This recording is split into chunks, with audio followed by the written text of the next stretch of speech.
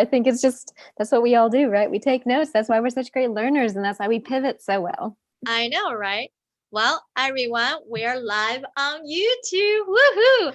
So, I'm your host, Sabrina, for the powerful and passionate healthcare professionals. Take notes. That's why we're such great learners.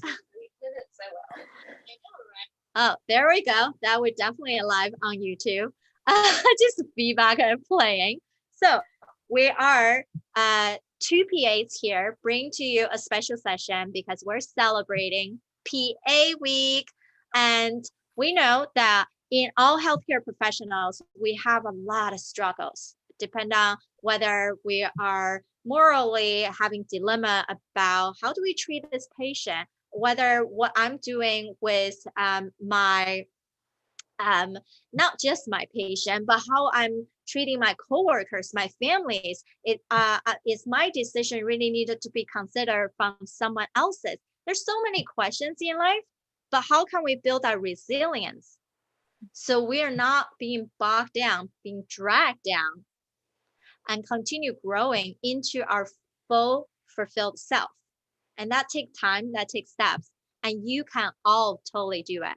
And that's why I have Kristen here with us today. And she is practicing PA for many years in psychiatry. And she is starting her own program of building something, her 6-step program to help you to build that resilience back to your life. I know it's tough, but we don't have to let the toughness bring us down. We can all rise above. So, Kristen, introduce yourself. Thank you, Sabrina. So, yes, I am a wellness PA with 7 years of multi-specialty experience. I started in neurospine surgery and then transitioned to inpatient family medicine and then outpatient family medicine before accepting a position in GI. And my career was going great. I was taking care of myself. I was doing all the right things to build my resilience: exercise, nutrition, meditation, mindfulness, stress management, sleep, all of that. And I discovered that when my supervising physician died suddenly of a heart attack, that I had no idea what to do. And that led to subsequent overgiving. And I discovered through that process that I didn't quite have the resilience that I thought I did. So I went on a sabbatical and I dove deep, and I discovered that the key to true resilience is harmony in mind, body, and the human spirit. And so that's kind of where I'm at now, is that I've developed this program through my studies that takes people through that. And we focus first on nutrition, because without a good solid connection between the mind and the gut, there's a lot of emotional incongruencies that can happen there. And then the second thing we focus on is breath, because breath is the essence of life. And it's also the key to controlling your mind. And then the third thing we focus on is resilience movement. I like to call it REM.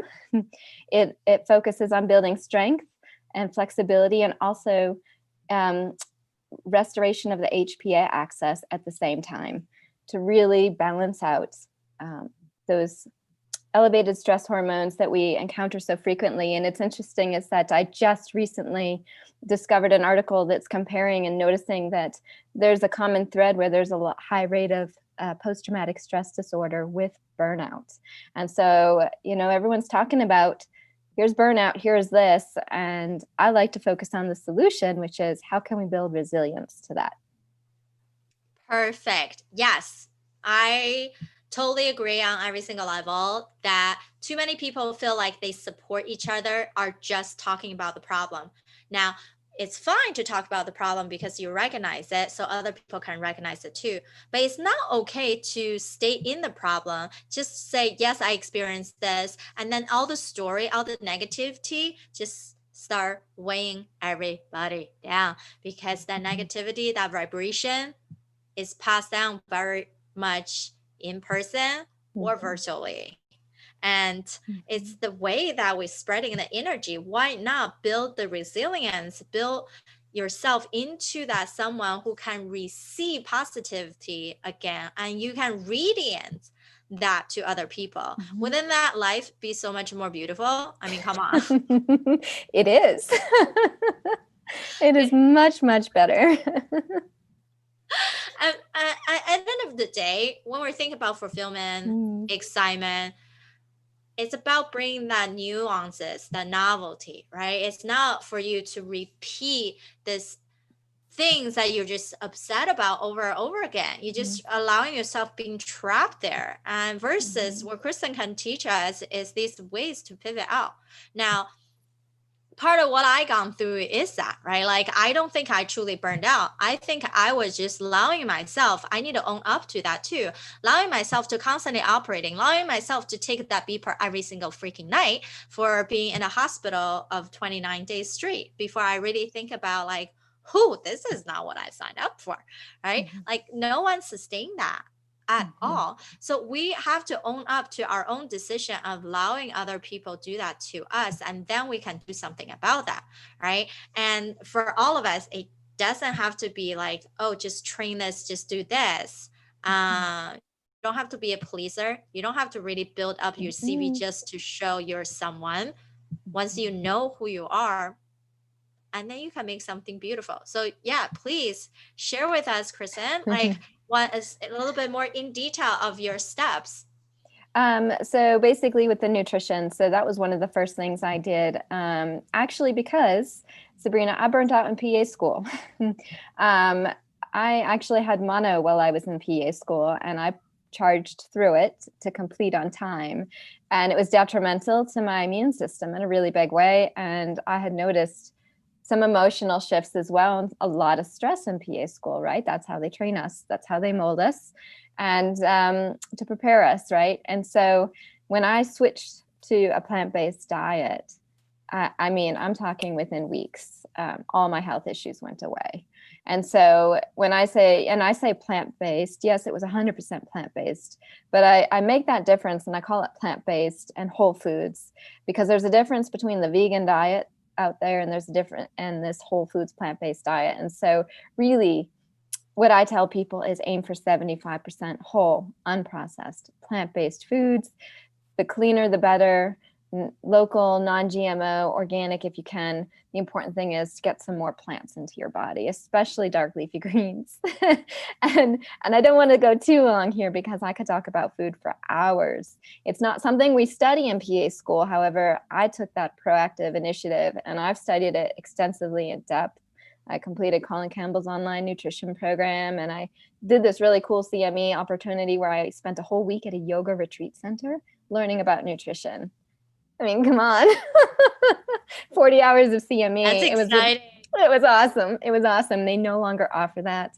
So for you, those of you who are hoping, I'm sorry to Yeah. I report mean, they don't offer that, but yes. it's exciting because you used to be in GI, and that's so much of gut. It's Yes. nutrition, what Oh my we allow gosh. ourselves to take in, right? And then it expel or absorb. Yes, and it's interesting you bring that up because so as I worked through this, so I started with the nutrition. I'd always been an athlete since I could walk. Soccer was my sport until I had to stop because it was play soccer or jeopardize my career with the injuries I was getting. And so, yes, the movement was always there, but the breathing. When I learned how to breathe, at that yoga retreat center, it was life changing because I went from someone who was just like walking around hyperventilating all day, unaware, to in 6 weeks with dedicated practice, I had a physician screaming in my face, and I was able to take a breath, breathe, stay calm, and then walk into the office with my attending, like my supervising at the time before I had a meltdown. But the point was, I was able to stay calm and at least process what was going on there because it was very unpleasant. And I was calm through the whole thing. And what I learned is the breathing, it helps you control your mind and it helps you to really become aware of your stuff. Because a lot of this, I find that through the training and everything, there's a lot of blaming. No one wants to take responsibility. I really feel that the whole training, I mean, we're following the medical model, right? Physicians also have a high incident of burnout. Is that really a coincidence? I really don't think so. Now stop and look at the model, right? So there's the pecking order, and then there's the pimping. Well, when I stopped to reevaluate that word, pimping, it's associated with two things. Take it out of the context of medicine. What's it associated with? Prostitution and sex trafficking. Those are both really victimizing arenas, to put it in that perspective, and just the whole nature, like the people at the top can haze the people at the bottom. And I know our profession has roots in the military and all of that, but I don't ever think it was intended to be that kind of thing. And I know it's a pretty common experience. I mean, I've seen it, and I know everyone's experience is unique as well. And so there's enough burnout out there that I imagine, it starts in PA school and we just start unaware, and then it continues to build. And then because we're givers, saying no is really hard. When we're in it for our heart, we've committed to serve and help people for whatever reason was planted in our hearts. We're there to serve and we're there to give, and we love to give. And it's hard to say no. And it's hard not to take on the responsibility of everybody else's stuff. And so learning healthy boundaries comes into that breathing process where you're able to start to slow down, breathe, become aware of what's rolling around in your mind. Because until you become aware of it, you cannot shift it. So awareness is the first step, and we do that through breath. And then with the movement, when you begin adding movement in with the breath and doing the strength and the flexibility and all of that. And I also, I worked as a strength and conditioning coach in the fitness industry. However, it was a very brief stint. I wasn't very good at at recruiting people, more because I preferred to give to them instead of charge them for my services. Well, that actually one of the big downfall in a lot of women who are coaches, who are speakers, who are entrepreneurial, is that you put yourself in a mindset of all I want is to give. Then you become this obliger, feeling like you're obliged, you have to give. But if you don't tag yourself into a certain value, you just decrease your worth. So Yes. the biggest thing that something I work with a lot of people is knowing your worth. It's not just saying knowing your worth. You kind of have to with action behind it. When you talk, when you do things and truly ask for it. If people, it's not even about driven by money. It's about you have to measure somehow, right? And at the end of the day, medicine is a business, speaking is business, coaching is a business. What you can help people to shift their life, right? With these knowledge that you have with plant-based, it's amazing. So why not exchange that amazingness to something sustainable? Oh, absolutely. And I'm glad that my mindset has shifted since then, because I'm talking like 15, 20 years ago. And that was my start, right? And so I learned a lot through that process. And this resilience movement, when you combine it with breath, the breath calms your mind. And then the cool thing about movement is you can change your energy state like that. So why do I bring that up? Because your emotions are energy moving in motion. Emotion, energy, and motion is how some folks say it.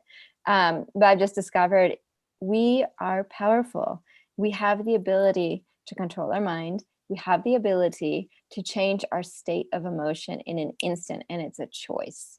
And the movement helps get to that space where you can say, okay, you use the movement in the beginning, and then you get to a point where, okay, I can change it because I choose to make that choice right now in the moment. So I really enjoy empowering people to make that choice for themselves. That's so amazing. You gone so long way, Like I think a lot of us are been there at some point where you felt like that's the moral dilemma that we have to go through, right? You got into medicine, you think, oh, I'm going to save lives. I'm really going to help people. But then the dilemma comes into freaking someone's yelling at me. I don't deserve that. Doesn't matter how right you are. That other person has to own up, right? Like the book, Extreme Ownership. It has to be that way. If you're a leader, you have to own up to your decision. And I also need to own up for mine. But it doesn't mean people can take their frustration out using the excuse of patient-centered care, right? That's not right in any book. And on the flip side, we also need to know that, yes, it's a pain in the butt to write those Mhm. notes, or after you're not Mhm. spending a whole lot of time with your patient. You're just spending a lot of time billing, writing notes, and doing these follow-up calls Mhm. just to figure out what they even need. And sometimes our medical assistant are not really screening, triaging properly. And then we have to Mhm. think about a more plan to train that. There's multiple layers of that, right? And Mhm. that has nothing to do with practicing medicine, which is what we got into the business for. So Right. be able to have these tools that Kristen's talking about, just breathe. Even though people are Mhm. yelling, there's fire going on, you have to be internally be okay first, right? Mhm. If Absolutely. our internal and outside the chaos all the same, wow, then everything seemed to be like, yeah, boom, like nothing is manageable. It does. And I'll be honest, when I began the breathing practice, I also began the practice of before any patient encounter, I stopped, took a breath, cleared my mind, and I went in with a clean slate. And I can tell you, in doing that, I also noticed that approaching the patient from a total health perspective has always been something I've done since the inception of my career. Um, it's kind of funny to call it the inception. But anyhow, it just kind of came to me. What I found was when you touch somebody's heart, when you listen to them, and that's why we really do it right, because those moments that we have with the patient where we listen to them, you really hear them, they felt heard, and then magic happens. I mean, I cannot even begin to tell you. You mentioned the GI and the importance of the gut in the brain and health. And man, I mean, just listening to people and addressing them. I mean, I have one story, this beautiful young woman, she was in her 20s, double major. I think it was political science and calculus. I kid you not. She was double majoring. It was like her second year in school, first in her generation to go to college, unsupported by her parents, nausea and vomiting for 2 years, smoking weed to stimulate her appetite to gain weight because she'd started losing weight. All the tests were negative for 2 years from GI docs. One of my attendings labeled her with cyclic vomiting from weed. And I said, she's not a cyclic vomiter. She's using it for her appetite. And he's like, yeah, whatever. I was like, no, you've got to understand this. And so I went in there and talked to her because it's like something doesn't add up here. There's no way all this stuff can be negative. And it's being able to say, okay, it doesn't matter that people are paging you. If there's an emergency, great, then the conversation with her obviously needs to be triaged to wait. But at the same point, I'll make that extra 5 minutes and I'll go in the room and I'll sit down and I'll say, so how's your stress level? Oh, it's fine. And I smiled to myself because before I learned how to breathe and before I learned all these things, I used to say the same thing. And I can tell you 9 out of 10 times I'll go in a patient. I was like, oh yeah, so tell me about what's your daily schedule look like? And they would tell me. I was like, oh, what are you up to in your life? And they would tell me. And I start keeping track, in my mind. And then I say to them, wow, I said, just listening to you and doing all this and everything you're doing, how are you not stressed? Because I'm stressed listening to you. And then and now I tell you, I mean, this is just what it would come. This was what, intuitively I was guided to say to them. And then it was like the tipping point for them. And the tears would start and they'd let it go because tears are the fastest way to let things go. And I know I used to stuff it. I used to stuff it all down. I used to make up this excuse. I didn't have time to cry at work. It was inappropriate. Da da da da. Don't get emotional around my patients. That kind of thing. It's kind of drilled into us in school, but it's really important to step away. Take that time to honor your emotions instead of packing them in there. What you hold on to eventually becomes disease in your body. And she cried. I kid you not. She cried. I offered her a hug. And then she says to me when she's like, what? She said, you know what? And I said, what? And she's like, my nausea's gone. I said, awesome. Because I had just gone in the room and the medication, they had given her Zofran or something and it didn't work.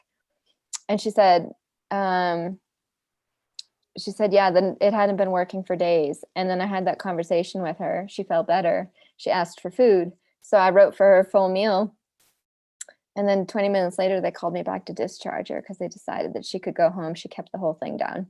First time in like a week or however long she'd been in the hospital. I can't remember. It was many years ago. I But mean, the it's point is, amazing, but the right? point Like, is, right.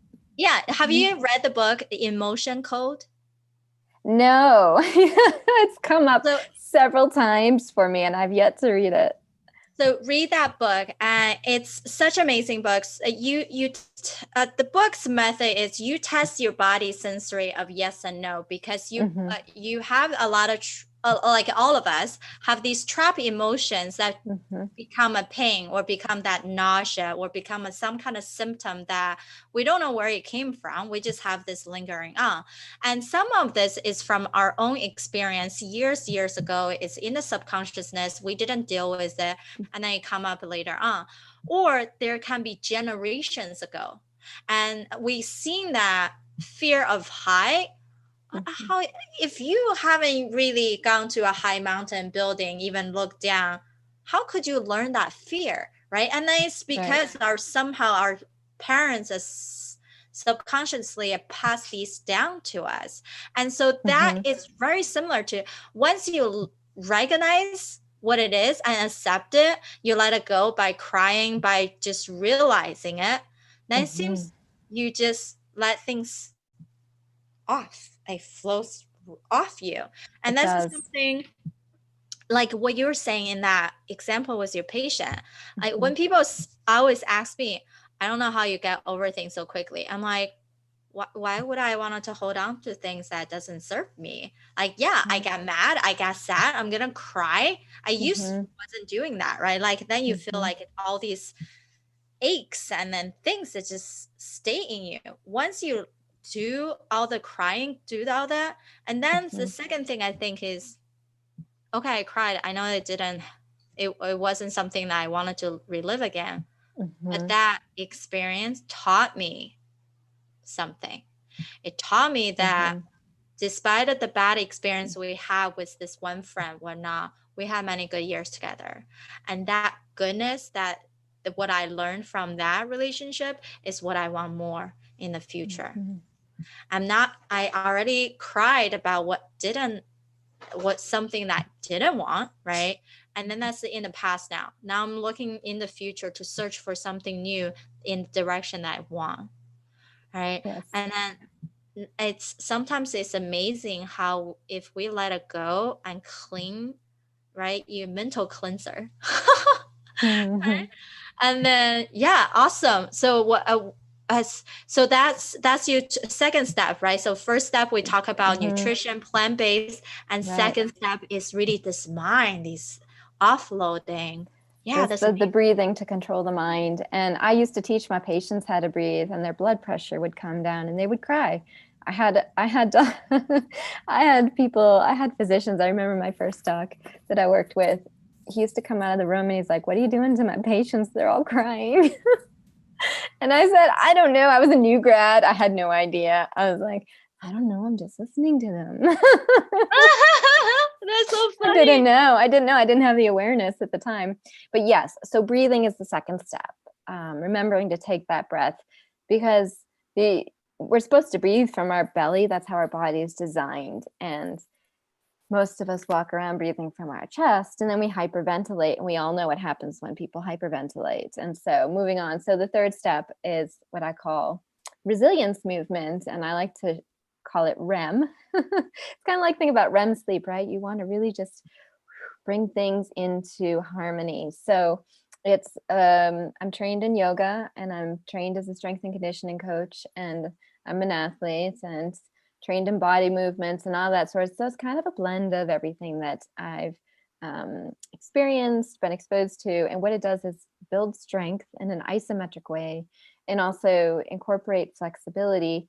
But it's also done in a restorative way to restore, for the HPA axis, the hypothalamus pituitary axis, which is a huge component of stress. And more recently, I've been diving into the sympathetic adrenal aspect of things. And it helps because when we have these hormones, we're always in fight or flight. And most of us recognize it, some of us don't. but chronic fatigue, trouble sleeping, change in appetite, food addictions, emotional eating, addictions to alcohol, addictions to cigarette or drugs, addictions to sex, addictions to Facebook. I mean, addictive behavior in general is a coping mechanism. And so there's that. And, there's mood irritability, mood swings, depression, anxiety, overwhelm. There's so many vague symptoms that are actually indicators of chronic stress. And so what this resilience movement does is it helps to mitigate that. And it also helps you to find a space to allow your body to regenerate and heal itself. And I speak from personal experience that, slowing down for that stage of my journey has been a challenge. But it's a real thing when you're under so much chronic stress and you're needing to build resilience. Physical resilience is important. And if you've been under chronic stress for a long time, adrenal fatigue, I've discovered, is a real thing. And you can go and work out because you feel great. And then the next day you're like, why am I exhausted and I can't even get out of bed? It's a real thing. And so it's important to have a form of exercise that stimulates the cardiovascular system, builds strength, builds that flexibility, and gives you that ability to let your body heal itself, whether or not you're aware of the stress that you're under. That's amazing. Okay, before we wrap up, can you demonstrate one of those these exercise to help us to get to a better spot? The breathing is probably the easiest one to demonstrate, space-wise. So I would say, yes, I can certainly teach you the breath that I love to teach to people. And so that would be really just sitting up straight in your chair and putting your feet on the ground. For some people, just folding your hands together in your lap, or if you have a certain way you like to hold your hands, putting your hands together helps to engage the parasympathetic nervous system. So because of the high innervation in our hands. I mean, you could also pinch your nose if you want to be funny too. So laughter works too. So sitting straight up in your chair, put one hand on your belly and put the other hand on your chest, and just take a moment to observe your breath and notice how you're breathing.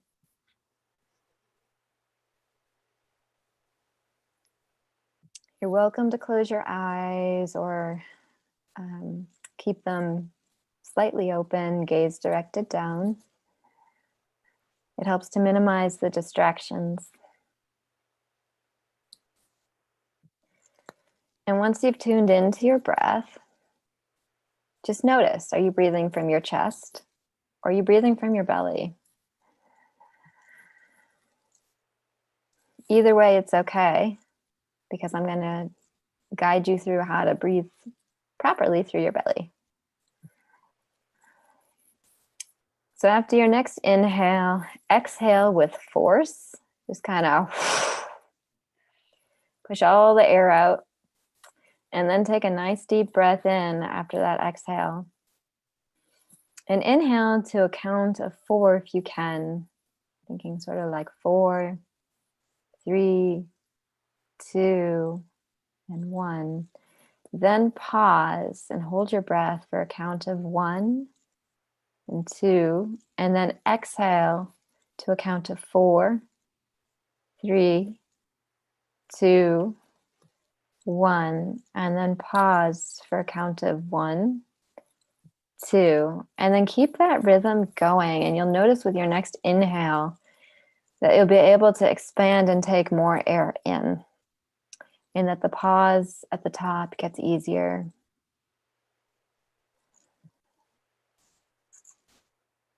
And you kind of want to take this breath in through your nose and have it brush against the back of your throat, almost as if you're trying to fog a mirror with your mouth closed.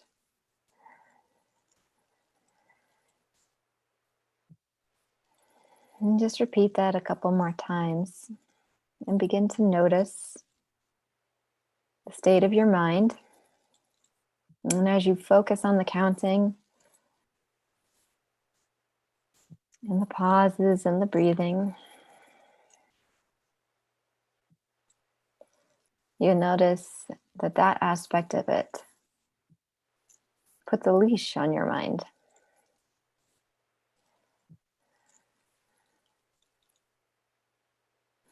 And as you get better at this technique, you can simply focus between your eyebrows in your mind's eye. And just imagine whatever, a pleasant image, whatever's pleasant for you. Whether you'd like to be by the ocean, or if you like to be in the mountains, or if you love a sunshine on a field on a nice warm sunny day. Maybe you're riding a horse. Whatever it is that makes you happy, put that image between your eyebrows and focus on that.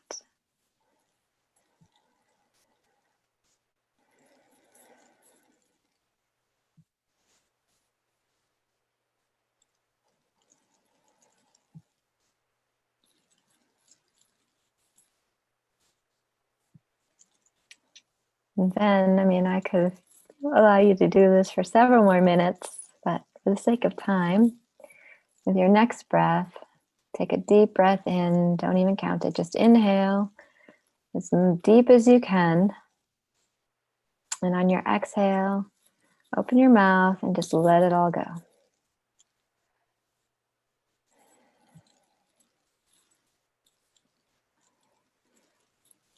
You may want to rub your hands together to fully bring yourself present into the room again. And gently flutter your eyes open if you close them.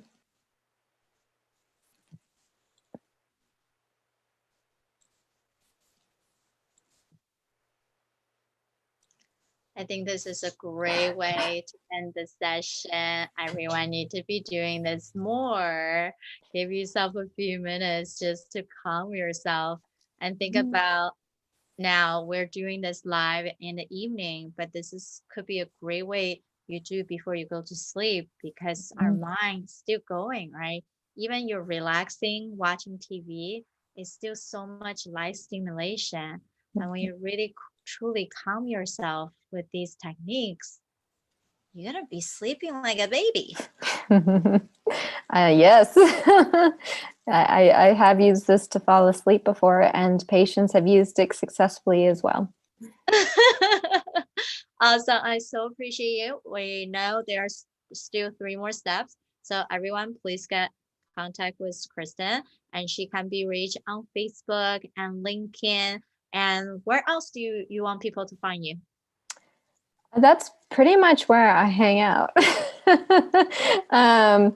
Yeah, that's pretty much it. Facebook, LinkedIn. I also have an email address if they prefer to email. And that's jardine.kristen@gmail.com. And I imagine we can just probably pop a link below the video for that. Awesome. Yes. Please go follow her, learn all the tips. As you know, right, you can't be performing at your best. I can't train you to be a peak performer when you have a lot of baggage, when you put yourself in that intense state.